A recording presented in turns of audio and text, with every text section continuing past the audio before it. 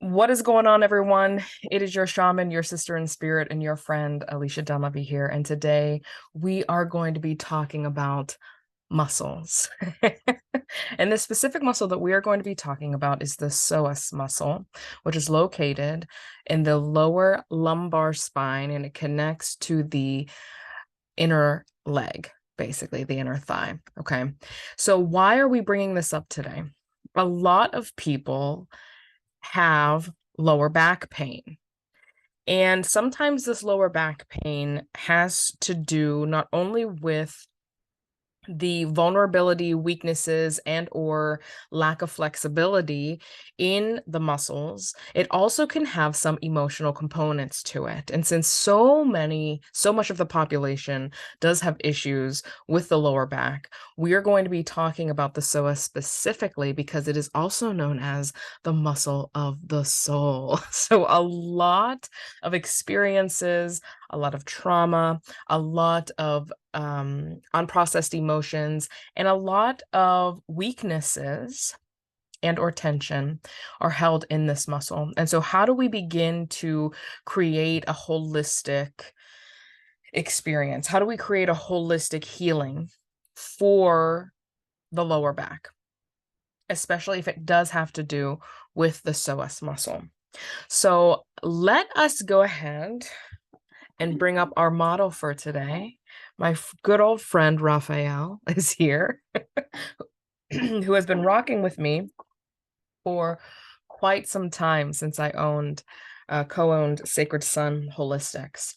So here we go. The psoas muscle originates at the lumbar part of the spine. Okay, so there are 5 vertebrae that are associated with the lumbar spine. It's L1, L2, L3, L4, and L5. And the psoas originates at all 5 of them here. Okay, so where it attaches is the lesser trochanter of the femur, which is going to be this little bump on the inside of the leg. If I bring my little string out here, we're going to see basically how it works is I'm just going to do it from L1, but it starts at L1 and it comes over and it attaches to that lesser trochanter of the femur. Okay. Now let's think about this in terms of just physical, right? When we want to think about the shamanic journey, we want to think about the medicine wheel, and the medicine wheel is divided into 4 spaces. We have physical, mental, emotional, and spiritual. So at this point, if we're just looking at it from a physical standpoint, we can see that what this muscle does is it will help us bend and bring the thigh up towards the body. Okay. Now you can see it's not all the way towards the ankle. So it's not about bringing the ankle up towards the body. It's specifically about bringing the thigh up toward the body. And you can see how whenever we do that, the string itself gets a little slack, which means that the muscle itself is going to contract, right? Now, the interesting thing about the psoas is when we have lower back pain, it doesn't necessarily have to do with it being too tight. A lot of people will be like, stretch the psoas, stretch the psoas, stretch. But honestly, pain can also be due to a vulnerability or a weakness as well. So maybe you have tightness on one side and then you have vulnerability on weakness on the other side. And it's actually the weak side that's causing you pain. To be completely frank, that is what is happening with my body currently. So how do we begin to physically handle the muscle of the soul? Well, when we think about muscles in general, right? I'm going to sit you down, my friend. When we think about muscles in general, right, especially when we have muscles that have forward and backward movement. So let's think about the bicep for a second. When we are flexing the bicep, if we look at the other side, what do you think the triceps have to be doing? Do you think that the triceps need to contract, or do you think that they need to release in order for the bicep to do its job? The triceps actually need to release. Likewise, if I want to engage the triceps here, what has to happen? The biceps then need to release and so that the triceps can contract, right? This is called reciprocal innervation. Okay. So this is one of the tools that some massage therapists, some physical therapists use in order to help get muscles to release. So if the psoas muscle,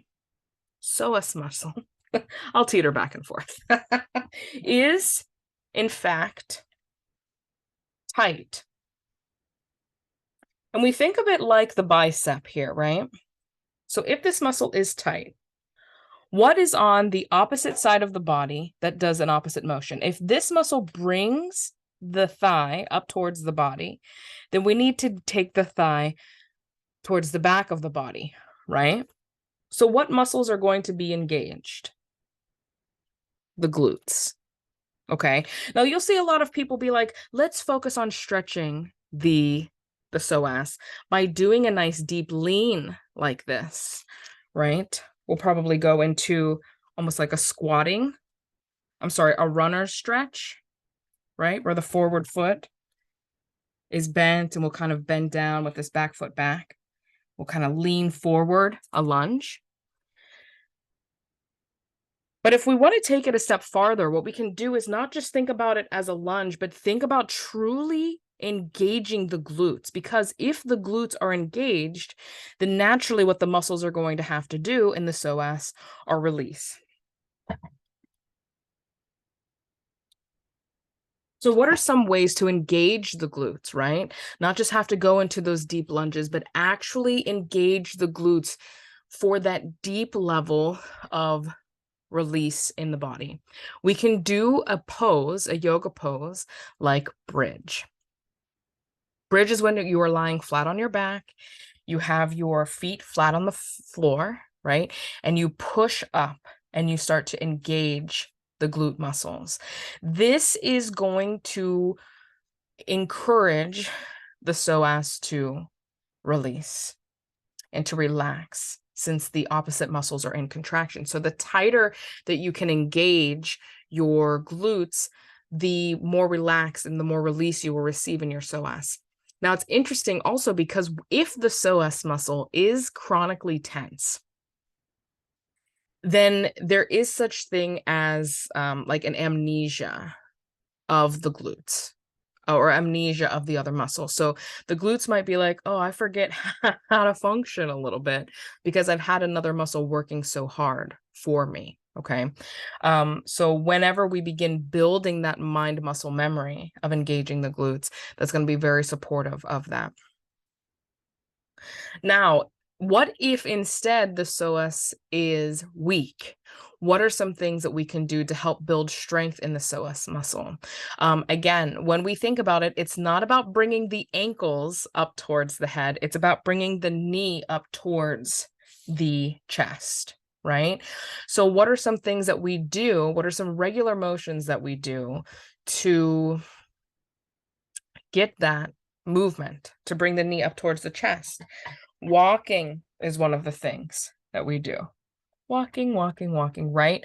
The other thing that we do, Raphael, I'm going to have you, is standing up straight.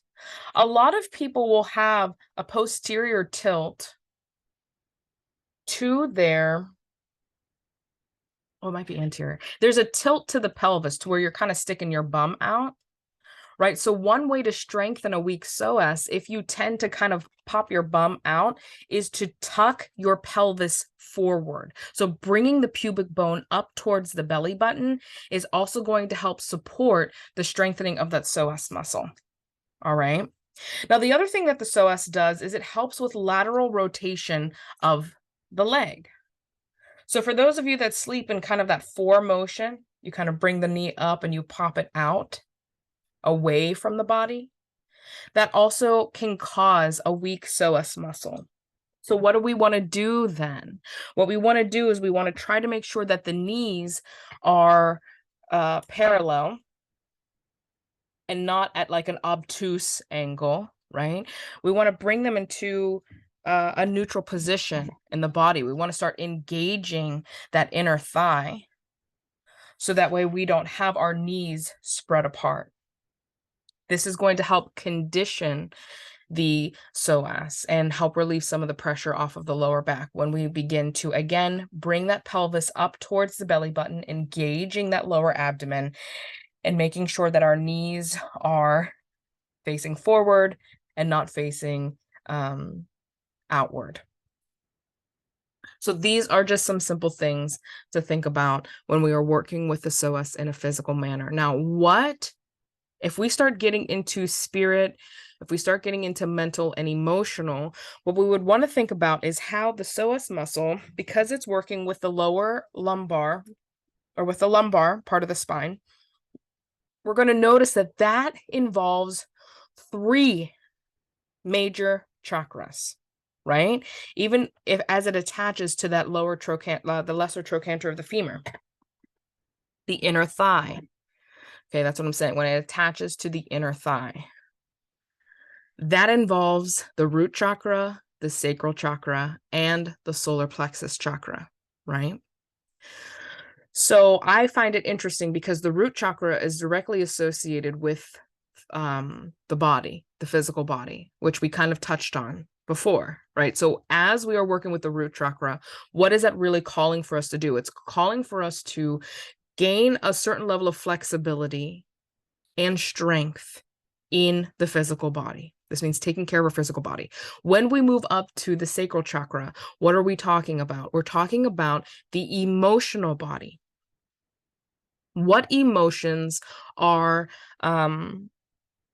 still stuck in this? It's the sacral chakra is associated with relationships, not just romantic relationships. We're talking about our ability to relate to the things around us. Okay. It also talks about our creativity, our ability to create. If we think about how the psoas is associated with walking, are we scared of moving forward? Are we moving forward before we're ready? Are we trying to rush ourselves to be in a place before we're actually there? Okay. The other thing that comes up is when we are thinking about, again, the root chakra, just going back down, the root chakra is associated with identity. Is there something that you are not accepting in terms of who you are or who you are becoming? Is there a certain level of fear that's involved with the identity? Are you realizing that the life that you are living, it is not directly aligned with your belief systems, or vice versa? Are your belief systems not involved with how you actually live your life, which then can make us a sort of hypocrite, right? Are we living in a certain level of hypocrisy? Are we walking on a path that we aren't accepting? Also, when we come up into the solar plexus, this is our character. This is our ego. So applying all of these things together, this to me sounds like a deep level of shadow work. I think that when people have an issue with their psoas muscle, there is a call not only for strengthening and flexibility, there is a deep call for shadow work to really begin to shift the understanding of self, the identity of self. This is where we really begin to process, like, okay, who am I? What do I believe? What am I speaking into the world? How am I behaving? What persona am I sharing with people? And is that persona aligned with the life with the true self, with my soul? Because if you're lying to yourself, then there's a misalignment, right? So I think that that is really profound. Now let's think about shadow work in general, right? Because this message came in a few days ago. So I love that this is all tying together in a thing. So for facilitators out there, How can I help people that have lower back pain? What are some things that I can take into consideration? What are some things that I should think about? The first thing is there weakness in the body? If there is, and if you have the certifications and the licensure to share this information, I would really consider talking to people about that concept of strengthening the psoas through, you can put a weight at the bottom of the foot, like hook a weight at the foot, and lift the knee. So the knee is bent, right? We're not lifting the ankle and the foot, we're lifting the knee up to begin to strengthen that. You can also lay down into bridge and start using the glutes. And you can also begin to put weights along the pelvis as you're pushing your glutes forward, as you're pushing up into bridge, having a nice weight there. That weight is going to be with you as you push up, but also as you go back down, right? Where the knee isn't in, or I'm sorry, where the psoas is in contraction.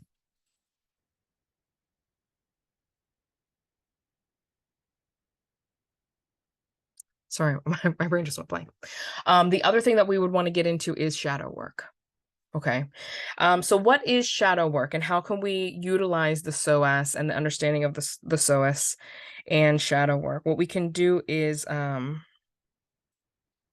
really understand that shadow work has a lot less to do with trying to dig yourself apart and to try to be like, oh, I'm the bad guy. I have to look at all the things I don't like about myself, or all of the judgments, or all the inner critics. What we have the opportunity to understand is we live in a world where most of our focus goes to how am I going to survive, right? We don't really get encouraged. Most people don't get encouraged to take a look at themselves and to really go into a state of self-reflection. That truly is the essence of shadow work. Playing with the things that you don't get to look at often. Those are what shadows are, something that you don't look at so often, right? And what we're asking you to look at is yourself. That's all. If shadow work doesn't feel right, if that word, which is coined by Carl Jung, if that is something that doesn't work for you, then getting into coaching, getting into therapy, getting into counseling, start journaling, research self-reflection questions, and just begin asking yourself some interesting questions. What do you believe? How's your life? What are your goals? What are your dreams? What do you like about yourself? What do you not like about yourself? What do you like about the world? What do you not like about the world? What are your belief systems? What are your values? What's your mission? What's your purpose? What matters to you? What doesn't matter to you? And when we begin like looking at self and answering these questions and seeing if the actions, right? When we think about the psoas, how it helps us walk, how it keeps us erect. It's a very important muscle. It keeps us erect as in standing straight. It helps us stand. Helps us walk forward. Are we walking in that direction or are we not? This at the very essence is the message for today. And so with that, I think that feels really complete because, in terms of like the spiritual aspect of it, right? I think that the spiritual aspect is the energy aspect, which is infinite space. We can approach this muscle, we can approach this back pain or this inner hip pain in a lot of different ways. And so why don't we create a multidimensional way to approach a very deep muscle that can hold so many things that we want to shove and stuff away, shove and stuff away, right? If I wanted to hide something from myself, I would probably put it in the deepest muscle of the body. And what is that? The psoas. Okay. So also as you begin working with this muscle, seeing what comes up, seeing if any emotions come up, seeing if any thoughts, memories come up in that as well. And just honoring that process. So thanks so much for rocking with me today. I hope that this was enlightening for those that are facilitators and also for those that are looking to self-heal, okay? If you have lower back pain, one thing that you might want to consider is the psoas muscle. It originates at the lumbar of the spine, L1, L2, L3, L4, and L5, and it asserts in the lesser trochanter of the femur, which is that little bump on the inner part of the thigh. Okay. It helps you bend at the waist. It helps you bring your knee up towards the body. It helps you stand up straight. It helps you walk. It also can help you do side bending as well.